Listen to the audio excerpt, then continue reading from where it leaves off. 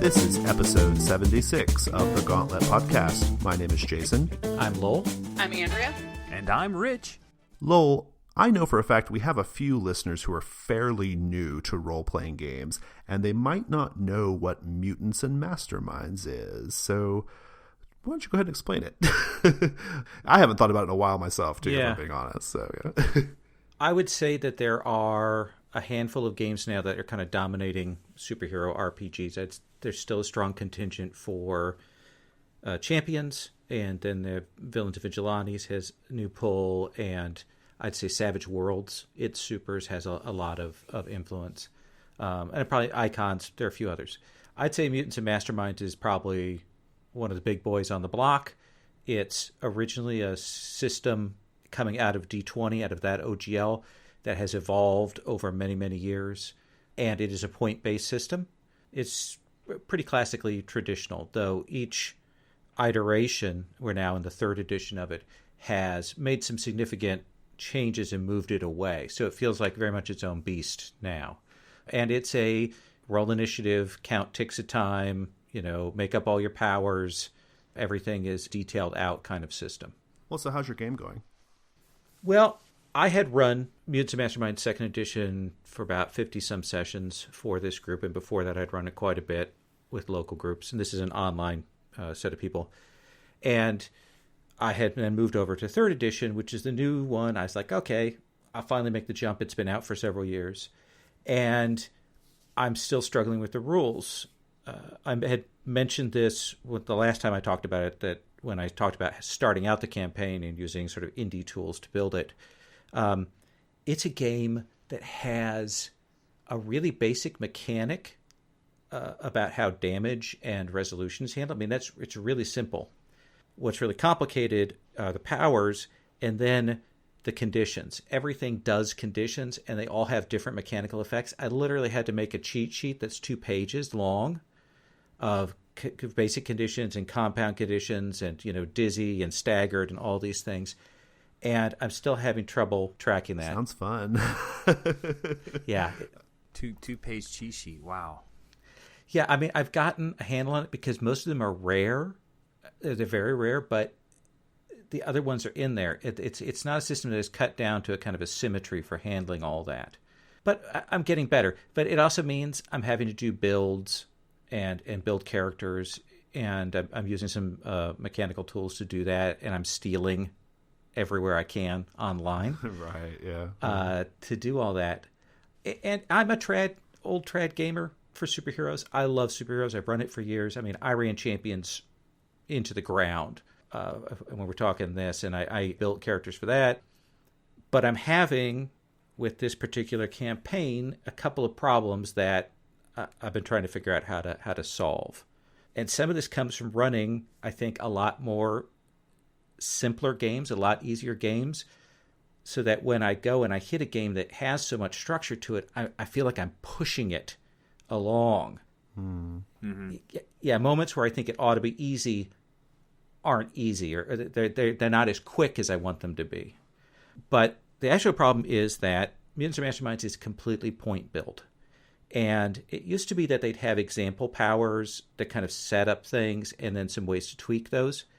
The new system is completely effect-based. So I want to buy a power that is a ranged blast. Well, I have to buy a damage power, and then I have to give the modifier for range to it. So that's, a simple thing. It gets more complicated if I want to build some other effects on it, or I want to build it into a framework. And the problem is that once you do it that way, you've got so many variations and so many options. You get some builds that are super effective. And so my instinct has been to kind of go, okay, no, I'm not letting this hat fly. I'm not doing this. I've vetoed some powers like, damage aura, because that effectively gives an extra effect when people do stuff, or layering multiple attacks in one shot. And part of that is because I have at least one player in there that I don't trust. Oh, I'm curious about this. What do you mean you don't trust? Well, most of my players I trust that we're going to have a good time at the table, but I have one player who I know if I give him the reins, if I let him go sort of fully, he always builds really nasty min-max characters that can... I see. Okay. Yeah. All right. When we played 13th Age, a game that's pretty fun and pretty easy, he managed to build a combination of things that essentially just made him a beast. Yeah. And in a way that was kind of stepping on other people's niches. So I've ended up having to say no on this, and it got really, really frustrating to me.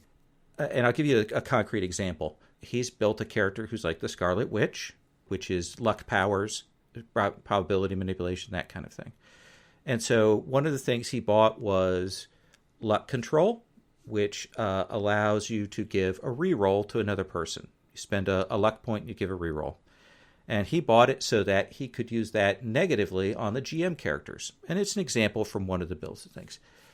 When we got it to the table, I was like, I'm a little hesitant about that, because I will say that is super unfun for me. When I'm playing and I make a good roll after like a series of bad rolls, and he spends the points to make me reroll, and I asked them, well, if I had the bad guys to use it, are you guys going to be cool with that? And they were like, oh, I don't know about that. We actually ended up, the players had a discussion about that, about how much they liked rerolls, how much they liked luck. We ended up coming up with a compromise on that. But I still didn't enjoy that conversation. I didn't enjoy having to kind of go, okay, let's set some limits on this. And I've been thinking about this between the sessions, and I decided I'm going to give up on that. I was about to say, it sounds like you're maybe just at the end of your rope with this game, right? Well, no, I mean, I love the game, and I'm going to keep running it. It's a good group, and I think I can run it. But I've decided, you know what? You guys build whatever you want.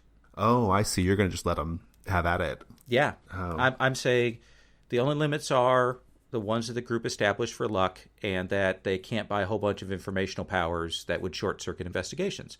Whatever else they want to buy, I don't care. I said, if you can buy it, I'll have the bad guys use it if it's effective.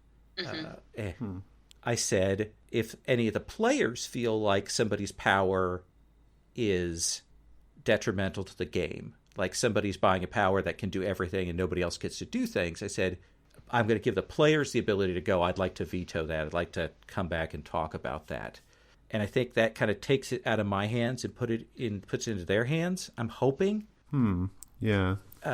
Because I don't want to keep saying no. I really hate that. And I hate having to track it. Just like I hate having to track conditions, I hate having to track rules, having to remember it. Yeah. And so watching for those kinds of moments at the table, I don't want to be doing that. So I think no one ever wants to feel like they are taking away agency from the players or not letting them play the rules, to their maximum ability, or deprotagonizing them or whatever, right? Mm-hmm. It's complicated. I think that's why I'm so personally comfortable in games based off Apocalypse World, because the core mechanic in those games has a safety valve on that, right? Right. Like there is no overpowered, I'm reminded of a conversation in the Dungeon World forums about someone, a fan of DR actually, was talking about how to do epic level play in Dungeon World, and everyone just kept saying, well, the rules work as written. It's as written is how you do epic level play, right? And there's a big huge comment thread, but it's true, right? I don't think I would have the patience for a game like that anymore. No. I don't think M&M would work for me. And I will say, my doing the vetoing of powers and things like that, my gun shy about that that came out of years of getting steamrollered by min-max goobery players that did hellacious builds. So I have some reason for that, but I'm really going to try and let go, and let's see what happens, and put the power in the players' hands and see whether they wipe the table in one turn or not. We'll just find out. Hit up with Galactus each time. Hey guys, Galactus is trying to eat the world again. Yeah. Hey guys, it's Galactus again. You need multiple man. Oh wait, there's another one. Same stats. I don't have to do any more work. All the villains are the same. You're fighting robots all the time. Mutants and Masterminds, Clone Wars. Ooh, I like it. Andrea and Rich, is there anything you guys want to ask about Mutants and Masterminds?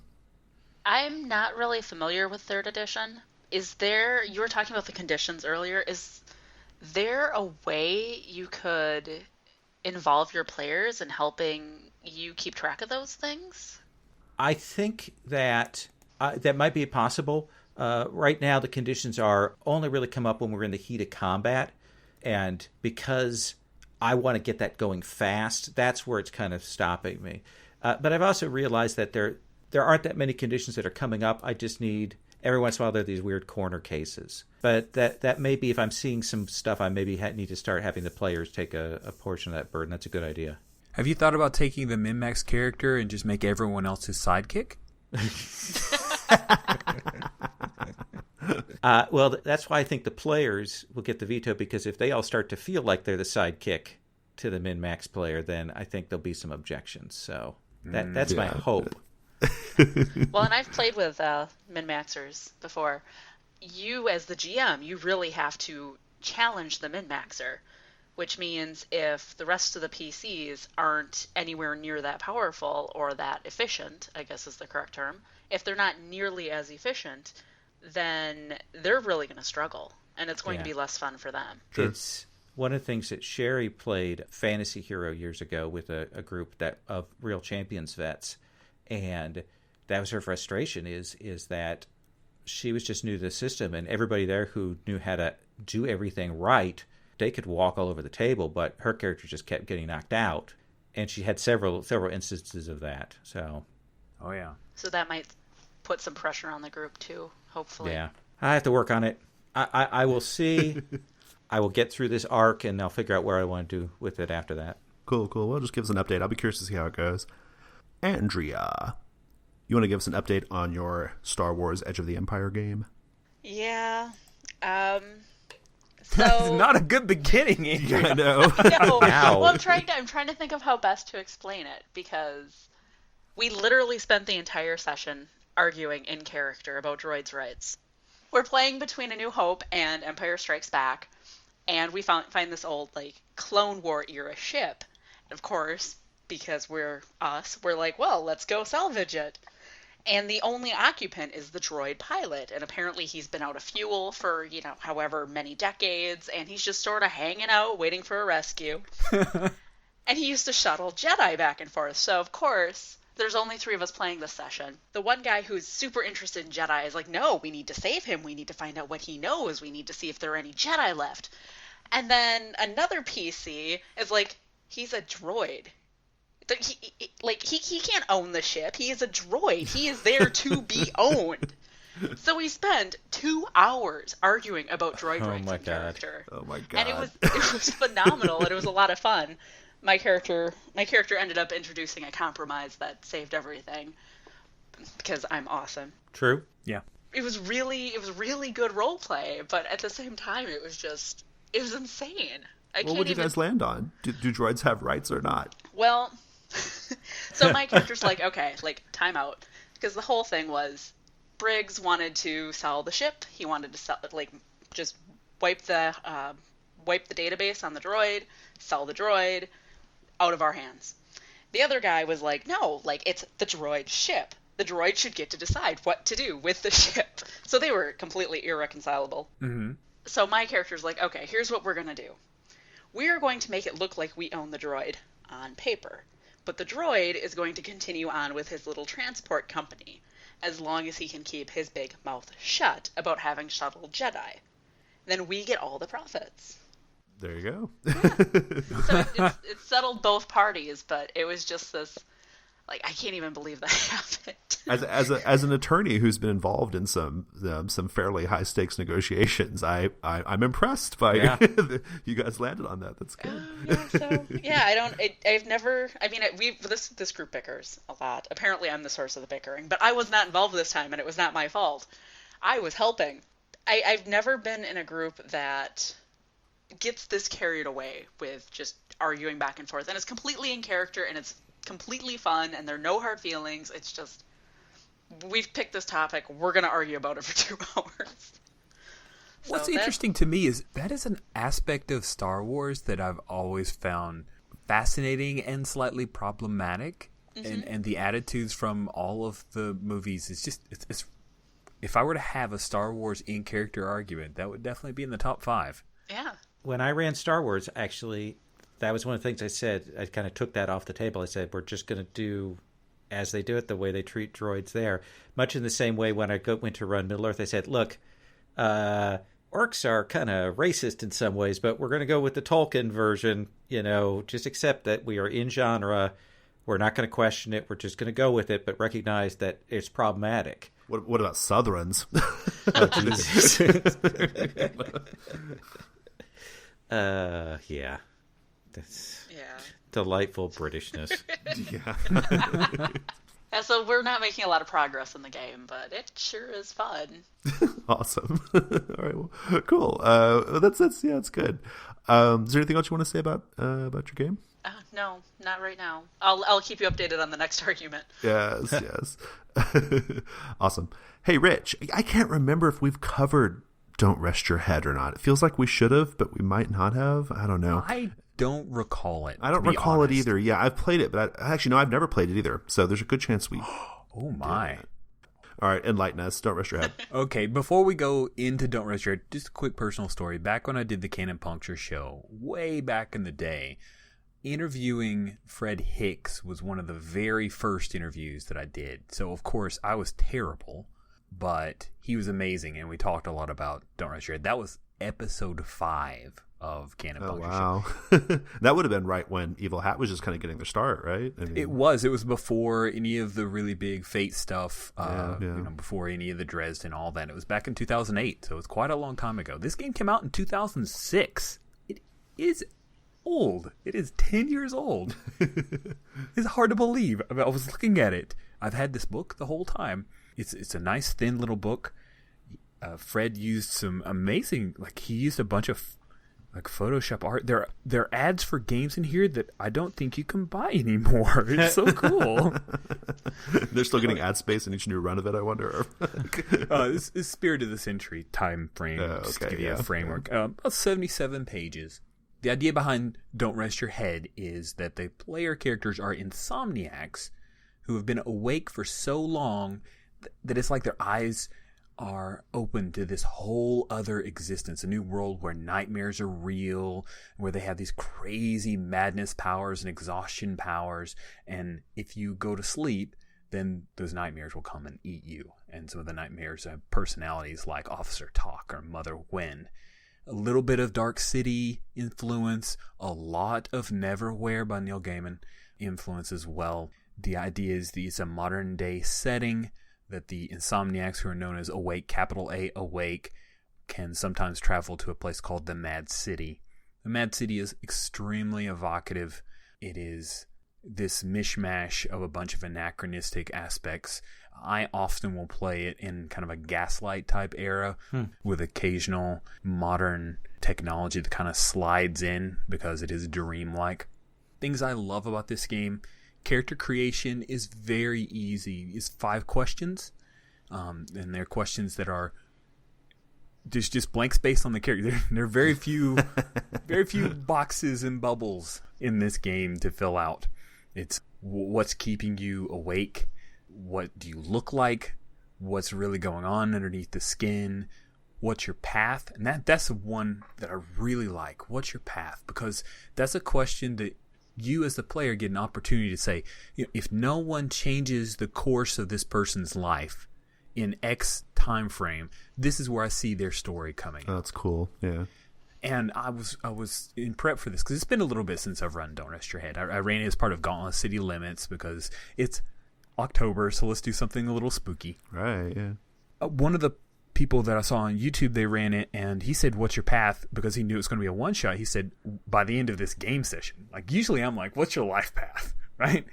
If nobody comes and pushes you one way or the other, are they in the gutter? Are they a nightmare? Because that's one of the risks, is you could eventually become a nightmare yourself if you push yourself too hard.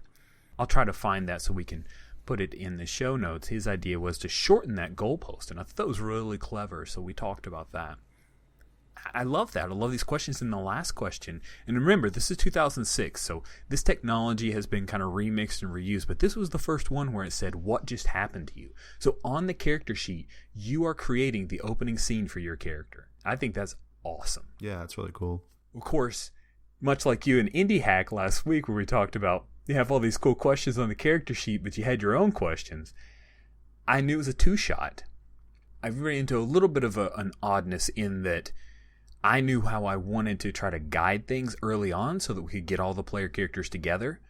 But that's a wide open question. So I tried to stay ahead of it by saying, hey guys, I'm interested in exploring Gauntlet Mercy, which is the hospital setting that I wanted to kind of introduce into Gauntlet. It also sounds very menacing, doesn't it?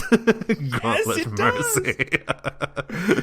It started off with Gauntlet General, but the nightmare I wanted to use, which is not an official nightmare from the book, but one from a wiki that has collected a bunch of them. It's called the Surgeon General, and he was super creepy. And I thought, a hospital would be really fun. So Surgeon General, Gauntlet General, that's really confusing. So I thought, what else can we call it? We're going to call it Gauntlet Mercy Hospital. Nice. When I set it up with the questions, the questions are what just happened to you, which is wide open. But I wanted to help bring people together, so I started off, I suggested ahead of time, I even said on the invite, please think about Gauntlet Mercy Hospital and how your character could be involved, which was very helpful for them, I think, so that I wasn't yanking the rug out from under them as soon as I showed them the questions. And I did get the character sheets out to everybody ahead of time. This was the first time playing for the entire group, which was really fun. Oh, that's cool. Good, yeah. The really cool bit about Don't Rest Your Head's mechanics is that it uses pools of D6s, 6-sided dice, and each of the pools have their own set of rules towards them. So you have some dice that are always good, right? They're your discipline dice. That's just how you do things. You get 3 of those to start off with. You can lose them, and that's awful, but barring any use of your exhaustion or madness powers, you do it with discipline. You roll, you're looking for 1s, 2s, and 3s. The GM, they have 1 pool of dice. That's it. All conflicts are 1 pool of dice. They set the range between 1 and 10 pain. That's the name of the pool of dice. It is called pain. Very evocative. And so you set that pool of dice as a GM. You say, all right, I'm completely upfront with how many dice this pain. So you know what? You're about to jump off of a building and punch this guy. I think that is 6 pain. So now you have 3 discipline dice that you're definitely going to roll. And you have 2 different pools of dice, exhaustion dice and madness dice. So the exhaustion dice are supposed to represent a thing that you're awake can do that if someone saw it, they'd be like, wow, you're really amazing at this thing. It's Olympic level. It is Batman level amazingness. And if you can work that into the fiction of how you're making this roll, then you can roll your exhaustion dice. The last pool is your madness dice. That is your superpower. That is a thing that is incredibly dangerous. And the cool thing about madness dice is you can reach for 1 all the way up to 6 dice. At any point, you can just yank 6 dice and roll that in with your pool. So you could go from 3 dice to 9 dice. Very powerful. You add all of those pools together when you roll them, but you have to roll them separately. So it's a little wonky on Dice Stream because we don't have different colored dice, but it works super well on a physical table. Like I have lots of dice that I bring to conventions that have been pain. And of course, the madness are black, the exhaustion are red. You gotta color coordinate them. I mean, what's the point? Of course, otherwise? right? Yeah. So what's cool about it is the player character, when the awake rolls all of their dice, you get to add all the 1s, 2s, and 3s together, cumulative, to see if you succeed. That's really awesome, right? So if you build a huge pool of dice, then you're probably going to succeed. But then, this is what Fred calls the rich rolling system. I know. It's pretty cool that he called it the rich rolling system. He didn't know me at the time. I think he did it because it's a rich set of results. Fair enough. But what you do is you then look at those different pools of dice that you have, and you're looking for what is the highest die of all your pools. So now a player they have 3 different pools that they're accumulating dice from, but only one of those pools of dice can dominate the roll, and you compare it against the pain. So when a GM is throwing out 6 dice of pain, that's all in one pool. It is almost always going to dominate. The more pain, the more you're going to challenge a player to build their pool, which then pushes, because as your exhaustion pool, if that dominates, then your exhaustion goes up by 1. Okay. And so you get more exhaustion dice, which is great. You get better at the thing that you can do well. But if you ever go over 6 exhaustion, you're out. You fall asleep. And when you fall asleep, you're out for a long time. Pretty much you're done. Cool. But if madness dominates, then you have to flip out. Like you either run away or you go into fight mode. So there are a lot of risks, and there are different risks within building each of those pools. Okay, yeah. Cool. And I love that game because the mechanics they're a little bit to learn at first. And so once I introduce the mechanics, we spend a little bit, we go through a couple rolls. This is the way that Don't Rest Your Head's always worked for me. Go through a couple rolls until people get their feet wet. And then it's just, how much are you willing to pay to get this thing that you want? That's the question over and over again. Nice. So it sounds like maybe there's a little bit of like, mastery that goes there in terms of like learning the system, but it sounds like the payoff is pretty good, right? I mean, yeah, the payoff's really good because it's very easy to run as a GM, right? It's not emceeing a game of Apocalypse World where you never roll dice, but you just have to think in terms of pain. Ryan Macklin is a master at running Don't Rest Your Head, and he actually will chart out his pain ahead of time. Sometimes he'll bell curve it, sometimes he'll ramp it up, and he knows regardless of where we go, we're going to end up in somewhere between 8 and 10 pain. So there are a lot of different ways that you can chart out the way it is. I love running the game like a pusher. Like, okay, this is 7 pain coming your way. Do you want to bring in some more madness? Are you sure? Are you sure you don't want to roll in a little bit more madness? And they know that risk, so it's great to watch the players sweat a little bit. It's almost like Dread, that. Yeah. I was thinking of like push your luck type games. Yeah. It sounds it is. Good. It is. It's a really fun game. The thing that I wanted to do, coming back to this after a while and running it for Halloween themed, is that I wanted to push the creep factor. I'm not much of a creep factor GM. I'm Andrea, Lowell. I mean, you guys have seen what I run. It's mostly goofy. I mean, let's be honest. I'm kind of a goofball. I wouldn't say that. You got us last time in Monster of the Week. Okay, a little bit there. That was fun. You guys brought it. I just basically reflected back to you. But this one, I watched and I'm sorry, but I think the first Silent Hill movie, all the way until the last fourth of it, is really good. Absolutely. 110% with you. Terribly, to the point where it's so bad that you forgot that you watched a good, creepy movie up to that point. Yep. It's like the reverse of the first, of Phantom Menace, right? Phantom Menace is a horrible movie, but there's this killer fight at the end. And so you come out and you're like, oh, that fight was so good. What happened to the 2 hours beforehand? I don't care. Silent Hill's the flip of that. Yep. So I watched the bits that were good to give me that evocative imagery. And we had things like the nurse who had a sackcloth over her head that I literally stole from Silent Hill, but she was fun and creepy. And Pam, who played with us, she was a training doctor who was going through her residency, and she had almost flipped out on the clown who was entertaining some of the kids in the cancer ward, and that just happened to overlap with David's character. So that character, the clown, that guy was super creepy. Like, he started calling people by name that he should not know their names, and that is an amazing creepy trigger, right? This stranger knows my name. Yeah. It was pretty great. I don't know if you guys have watched the movie Lost Highway. Oh, yeah. It's a great movie. Remember the phone call? The phone call from the one? Yeah, I was just, let me reimagine that in this scene. Cool. So I stole from movies. That's all I did. But all in all, Don't Rest Your Head is a really neat, quick-to-the-table game that doesn't take a great deal of prep, but you can prep some if you want. If you're good at evocative imagery, it's a super fun game. Cool. Awesome. Lowell and Andrew, do you guys have any questions about Don't Rest Your Head? Have you looked at, and I've played this, I've read through Don't Rest Your Head, I haven't played it, but I've played the board game, Don't Turn Your Back, which is the deck building game. I backed the Kickstarter on that. And, well, it's not a dynamite game. It's got some really cool imagery in there. You might want to take a look at that. Oh, thanks for the suggestion. There's also a supplement called Don't Lose Your Mind, which has a bunch of crazy madness power suggestions and some ideas to help light the fire for some new imaginative things you can do. It's a pretty great game. I'm surprised it doesn't get more play. And I think it's just a function of age, right? I mean, could be. I think that's what it is. Yeah.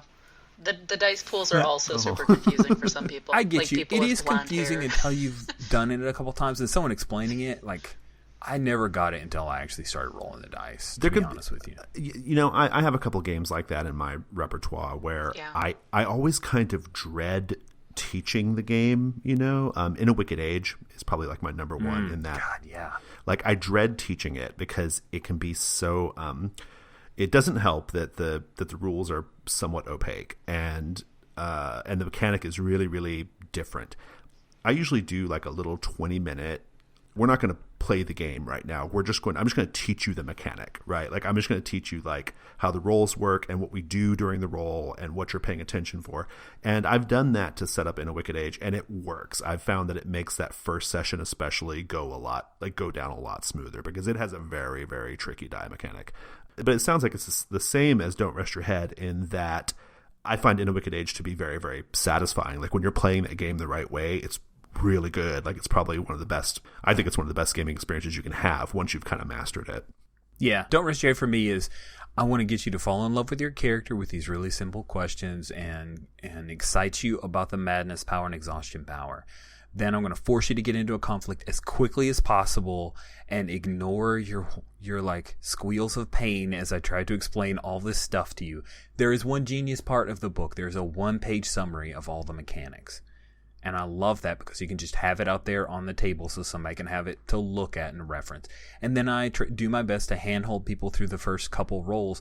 And after that point, we're mostly done with the game. So if it sucked, we're mostly done. But usually people will get it. And so that works out. All right. Well, is there anything else you want to say about it, Rich? No. Thanks, Jason. So yesterday, I got a chance to play a game that, frankly, I'd never heard of until Dan put it on the calendar for Story Game Sunday. It's called Left Coast.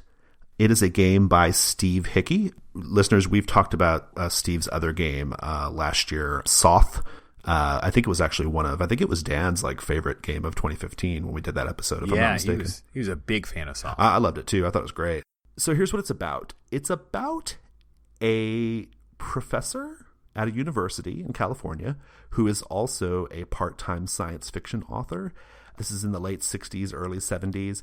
And the game is just about this character following them around in their everyday life as they deal with their colleagues at the university, as they deal with their friends in Los Angeles, as they work on their writing and stuff like that.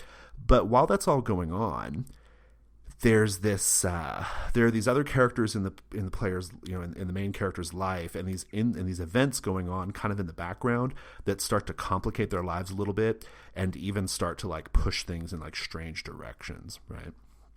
So the game has a very, very heavy layer of surrealism on top of it, but it's a sort of laid-back surrealism, if that makes any sense. So here's an example. Our opening scene was about the main character, our author. She was having like a little house party that involved her and her friends sitting around smoking a bowl of weed, basically. And the scene was really fun. It was going along really well. Like there's a lot of it was really conversational, just kind of laid back, talking about a short story she just wrote, talking about stuff at work, like all that kind of, it was just really, really laid back and it was really good. But one of the characters, they told a little story that had kind of like a really strange, surreal element to it, right? So this character, they were a movie projectionist and they were, doing their job and they saw a pig walk up the aisles. It was walking up and down the aisles of the movie theater, and they went down to investigate. They went down with the usher, and they found the pig sitting in the theater watching the film, and he had a Coke in the armrest. And he continued telling the story, and he went to the manager and was like, hey, in the story, he's like, why did we just have this? Why did we let this pig in here? What's going on? And the manager was like, well, he paid for his ticket, so what am I supposed to do? Weird. Yeah. So it's like that. It has, and the reason why it works that way is because every player has a set of goals, like a set of scene goals they're trying to accomplish. So in a 4-player game, one player is the author, another player is called the Weird, and then you have 2 other players who are supporting characters. And the Weird is also, they play a character as well. And the Weird player in particular, they have like a mandate in their scenes that they have to introduce evidence of some sort of like supernatural incursion into the world or some sort of like alien thing going on. The other characters, they have things they have to do too. And so because they have these like real specific scene goals that they have to get done at a certain time, it creates like a really specific sort of outcome. And it's an outcome that's really fun. Like we had a really, really good time with it. So you kind of make your characters up. You have this like suite of elements that I think they're normally on cards, but we had to use Google Sheets because we're online. But you use these elements to create your characters, and each of the characters has like a secret, and they're kind of playing they're kind of playing towards revealing their secret over the course of the game. And this is a secret that the author player does not know. Okay. And that's an interesting thing that I'm going to talk about here in a minute. The weird player then at the beginning of every scene has to do this thing, which is really strange and I found very difficult to do. I was the weird. You have to describe the weather in Los Angeles as if you were a novelist writing a book. So you have to use some simile and metaphor to say, oh, it was a hot and muggy day. It was, you were as wet as I can't think of it. It's really hard, right? I can't think of anything on the spot. You have to come up with this sort of like novelization way of like speaking about the weather first. It has nothing to do with the scene necessarily. It's just a thing you do. You use some fictional sort of simile to set up the weather. And then the author player frames the scene up, and then you just role play it out, and you're trying to aim for your goals. That's kind of the basic structure of gameplay. So I liked a lot about this game. It works really well. Our story was very on point. It was probably one of the most enjoyable sessions I've had in a long time. The vibe was very laid back. It was very trippy.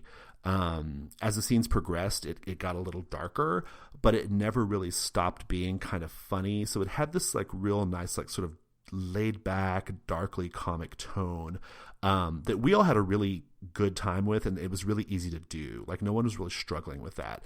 The only thing anybody was struggling with in the game was me having to do those goddamn weather descriptions, which I've just demonstrated on this show are really hard to do on the spot. So yeah, and everyone's trying to unfurl their secrets. That's really cool.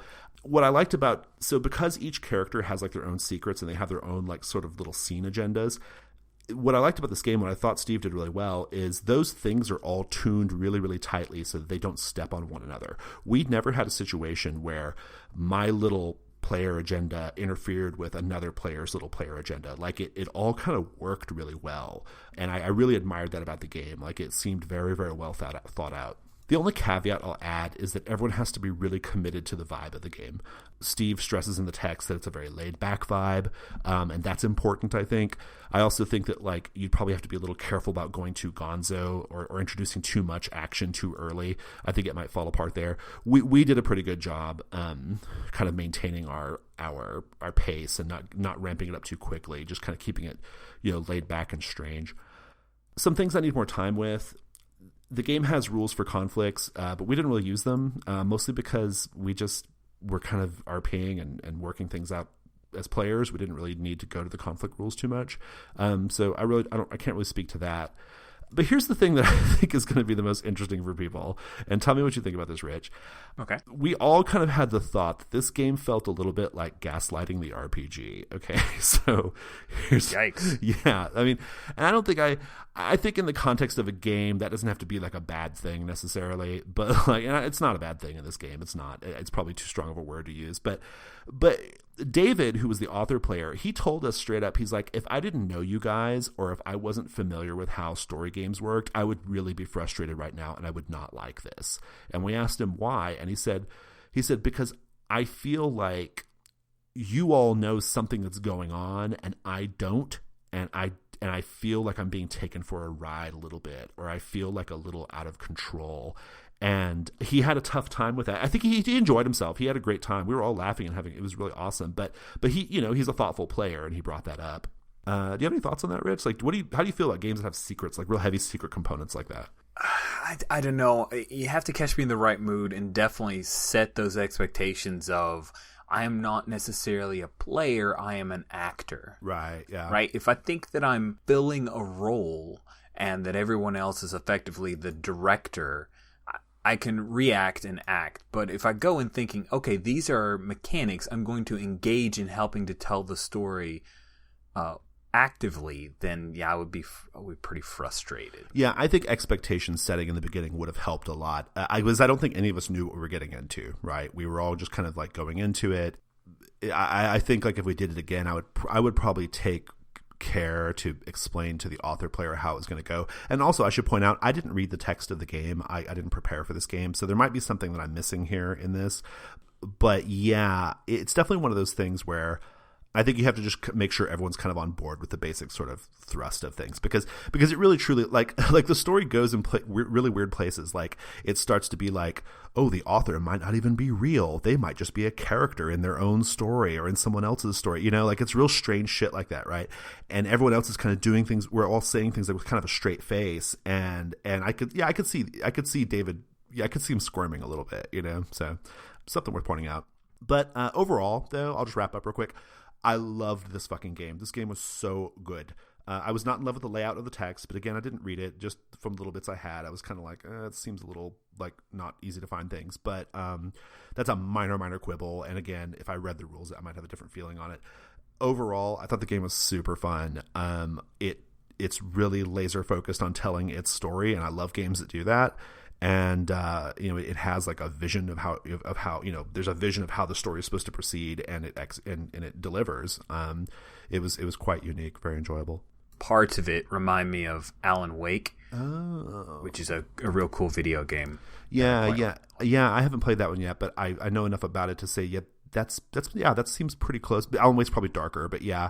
It's directly influenced, I guess, by like Philip K. Dick and like the life of Philip K. Dick and the life of L. Ron Hubbard when he was writing sci-fi. I don't know much about those things myself, so I can't speak to it, but that's what the text says. So. It's interesting because it really does sound like it's sort of late period Philip K. Dick, the role-playing game. Yeah. The last sort of 3 novels, that trilogy, that Valis trilogy that Philip K. Dick wrote, is about him being an author, and he's a character in his own book. And he's getting these signals, and it's unclear whether he's actually trying to write what he thinks is going on with him.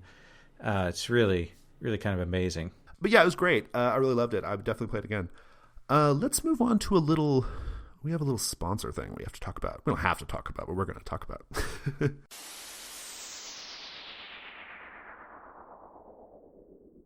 Hey, so I just wanted to really quickly announce that the Gauntlet podcast now has a sponsor. We just found out about this, so I haven't prepared too much here, but our sponsor is going to be Nocturnal Media. Stuart Wick, who runs Nocturnal, he pledged at the level on Patreon. There's a single pledge level available, or a single spot available for a sponsor for the show, and he's a big fan of the Gauntlet podcast, and so Nocturnal is going to be sponsoring us for the future. I don't know how long, but as long as they're happy with it, I guess. Just a little bit about them. Nocturnal, the main thing I know they do is they principally are the publishers of the new edition of King Arthur Pendragon, a game it's one of those, like, it's one of my, like, on my list of games I want to play right along with Primetime Adventures, like games I want to play that I haven't played yet. It'll happen someday. But most recently, they had a lot of success with their Prince Valiant Kickstarter. I know that's one that I backed, and a lot of other Gauntleteers backed, because Stuart lined up a really, really good slate of indie authors to indie RPG authors to work on it. He got Ebediah Ravachol, Meg Baker, Emily Care Boss, and a bunch of other people. I jumped on that. It was a great slate of writers. So that's the thing that they have going right now, and I think that's in backer kit right now, so people can pre-order that. I just wanted to mention that we have a sponsorship now, and that's a thing that we'll be including in the show from now on, just a little short spot in between segments. It's really cool, right? Because listeners, Stuart Wick, he was one of the original founders of White Wolf back in the day. White Wolf, of course, they were the publishers of Vampire the Masquerade and Mage the Ascension. Whoop, whoop. Yeah, all those World of Darkness games. And he was one of those guys where, I was playing Vampire back in high school, like a lot of people. Rich, I know you played a lot of Vampire. Oh yeah, 7-year long Chronicles, sir. Yeah. So and Stuart's, back then you didn't really know a lot of RPG people's names, but you knew Stuart's, right? So it's really cool. Like, to me, like, for me personally, it's super flattering. I think it's really awesome. He had left the hobby for a while, but he came back, and because he's based in Houston, I believe he's based in Houston, he found the Gauntlet community and had been kind of paying attention to what we were doing there on G+, and he became a fan of the show, and he told me that, like, he loves the show, and that, a lot of what we talk about on the Gauntlet podcast has informed his thinking about the hobby. And so I think that's really cool. Like, neat. It's really exciting for me because, like, I played Vampire back in the day, right? And it's cool that, like, this thing that I'm a part of now is, something that he enjoys, and he's inspires him, and that's cool. So it just feels like one of those cool, like, life full circle things, right, or whatever. So anyway, I'm super flattered. I'm really, really tickled about it. I think it's gonna be really cool. we'll be talking about some of the things they'll be doing in the future as part of our little sponsorship spots. I happen to know of one thing they're doing in the near future, and I can't share it with you yet, listeners. Such a tease. I can't share it with you yet, but let me assure you that listeners of the Gauntlet podcast especially will be very, very excited about this. So, yeah, it's something to look forward to. And I hope, I don't know if we'll be the first people to announce it, but we will be announcing it pretty soon. And that's it. So let's just go ahead and move on to Giving Me Life.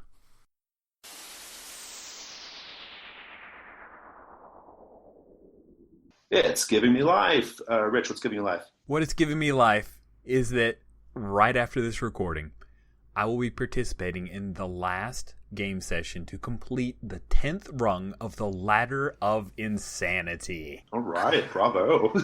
Yeah, man, it was not easy.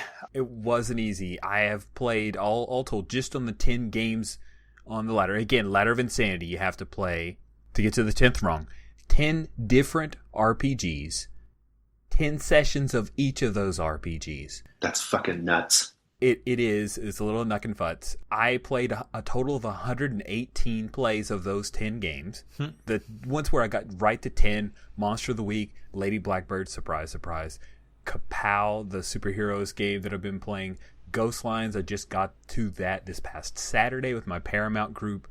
Crow's Mantle, the game that Lowell wrote pretty much so I could play 10 games. I don't know. Yeah, pretty much. Yeah. So we played it 10 times exactly. 12 sessions of Legend of the Elements, 12 from D&D 5e. Thank you, Paul. That was the solo game he ran for me specifically to help me get something that wasn't all PBTA up there. A lot of your Dungeon World games, so 13 sessions of that, 14 of Masks, and 18 sessions of Monster Hearts. Wow. A lot of those games, a lot of PBTA stuff. I really I hit that treadmill hard. And so I'm excited now because now it's early October. Now I can pivot for the last 2 months and go for what I'm calling the Triple Crown.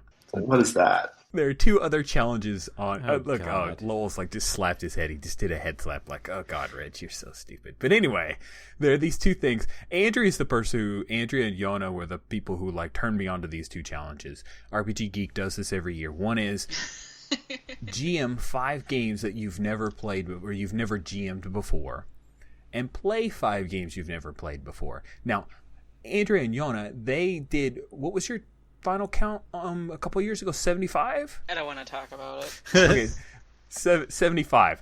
It was more than 80? that. There was a little bit of discrepancy based on my interpretation of the rules and the intention of the rules, but what I'm trying to say is I should have had a lot more games. Yes. But yes. There were some hanging chads and some people. There was some controversy. Let's just say 80-ish games. I'm nowhere near that. I've got 22 new games played. I'm ahead by 5. So that leg of the Triple Crown, I think I'm going to be okay. Here's the thing. The third one, the most GM, and here, technically, the challenge is just 5, right? You're supposed to stop after that. But when do I ever stop after I do a thing, right? The most GM new games, I'm neck and neck with 12 with Robert Ruthven, another Gauntleteer. Robert, it's on, buddy. Yeah, I saw you guys chatting about that on the Slack a while back. Let's take it to the mat. I wish I tracked all the stuff that I played because I might be able to do some of this stuff too. You should. Yeah.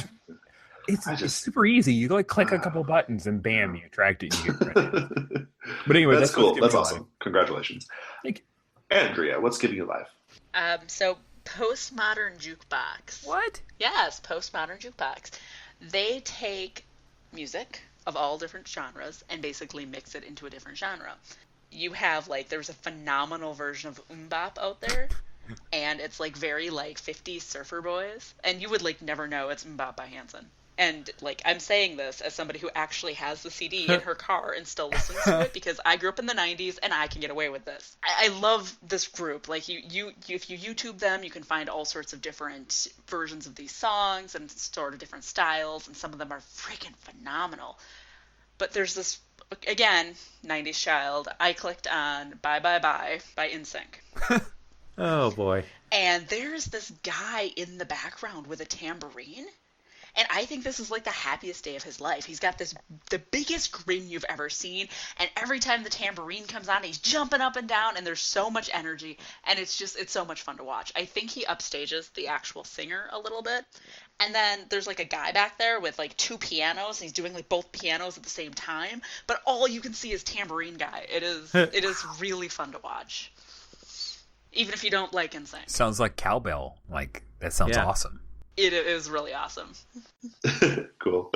Lowell, what's giving you life? So this last sort of end of the weekend, Sherry had to go for training, and I went with her and stayed at the hotel, and we pretty much kind of did a staycation, but I took the Wii U with us. We've been playing this game called Xenoblade Chronicles X for the Wii U, and we've only had the Wii maybe a month, and we put about 250 hours in on this game between the two of us. The original Xenoblade was this sort of action JRPG where there were these 2 giant mechas that were fighting, but people lived on them, and so you were going up these giant mechas. And so this is not that same world, but it's a different one. And it's a hex crawl. You go in, and the world is made of hexes. You go and explore those hexes, and they're big enough that you find little bits of stuff, and then you go away and you come back and you find new stuff. The geography, the environment, and add to that the game has literally the most opaque mechanics I've ever seen. They explain nothing, and there are so many mechanics in it, and you're just kind of like, okay, I think I got it. This seems to be working. It's really fascinating. It's got so many rich systems to it. To make friends in most games, you either just meet them or you take them along, give them gifts. Here, you take your partners with you, and the more you fight with them and the more you kind of follow their orders in combat, the closer you get to them, and then you can do affinity missions. And for all of those mechanics, it has some real heart to it. There's a twist, just a little ways in that I was like, I did not see coming, and it sort of reframed everything that had happened before.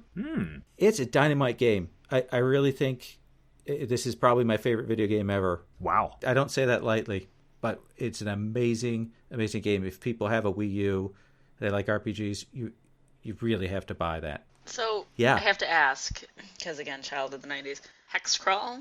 Is that like where they have the little grid and you just go like little... Yeah, so OSR has this whole thing where you have a map, and you go out and you go into hexes, and they've got randomized what's in the hex, or they have it written out what's in the hex, and you go and explore it.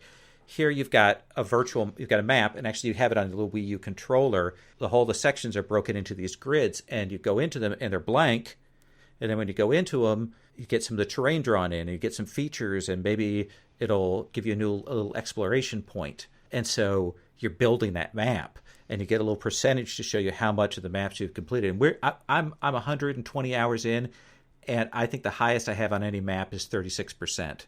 There's just so much stuff. Cool. Okay, so the thing giving me life this week is Keepers of the Gauntlet. So as part of the Patreon, I promised that I would give a special shout out or thanks to people who backed us on Patreon, right? And I was kind of going through my bag of tricks, trying to figure out what I could do to make it special, right? I didn't want to just be like, oh, thanks for to such and such for backing us on Patreon, right? I came up with this idea. I'm going to create this sort of fiction for the Gauntlet, okay? And it's this fiction where the Gauntlet is made up of a bunch of monks and nuns who are part of this religious order that keeps an eye on frightening, strange objects, dangerous things, mysterious things, right? So now when I kind of bundle up, every time I get a group of patrons, I kind of wait till I get a certain number, and then I do a post that says, I name them Keepers of the Gauntlet, right? And they each everyone gets their own little unique Keeper of the Gauntlet title. It's fun. It's really fun. It's fun to do it. I think people like to read them, which is great. Yes. Which means it's I'm not pestering people whenever I say thanks for patron support, so it's kind of a fun thing. And it's pretty fun. Rich is the Keeper of the Fathomless Well. I remember that one. And Lowell is the Keeper of the Black Quill, which is a little wink wink to Age of Ravens. I don't have one for myself, but but I'll come up with something at some point. But yeah, it's super cool. Go check out the G Plus page where I have those posts. It's neat. It's just a fun thing, and it's giving me I get a kick out of it. So. Andrea hasn't backed yet, so she doesn't get. Yeah, no, you don't have one yet, Andrea. I'm waiting. I'm waiting so I can like slide in at the last minute. Nice. I think the key is, I guess, like if you wait a little while, like when after the surge is slowing down, you'll get your own post, right, where it's just you. Yeah, all me all the time. Like 3 months down the line, right? So yeah, it's cool. I'm digging it. And it seems like I've had a lot of people tell me like off, like kind of on the side, like I really love this. Like it feels personal. It feels like a cool thing. And I think way better than reading the names of all of our patrons at the end of every episode. Which I don't want to do, like some podcasts do. So yeah, that's what's giving me life. And that's our show. Listeners, you should go to our website if you want to learn more about us or find out some of the other things we're up to. It's www.gauntlet-rpg.com, or as Tim B says, gauntlet-rpg.com. And we're also on Twitter at GauntletRPG. And speaking of Patreon, we would love your support. We are at patreon.com/gauntlet. Lowell, where can we find you this week? Age of Ravens blog. That's probably the best place. Rich? You can find me at Orclord with a K on the Twitters. Awesome. And Andrea? Ivory Thorns on G+. Awesome. Rich, thank you so much. Thank you. Oh, God. Are we doing this? Lowell, thank you so much. Why, thank you. Andrea, thank you so much. Thank you. And thank you so much, listeners, for listening. Take care.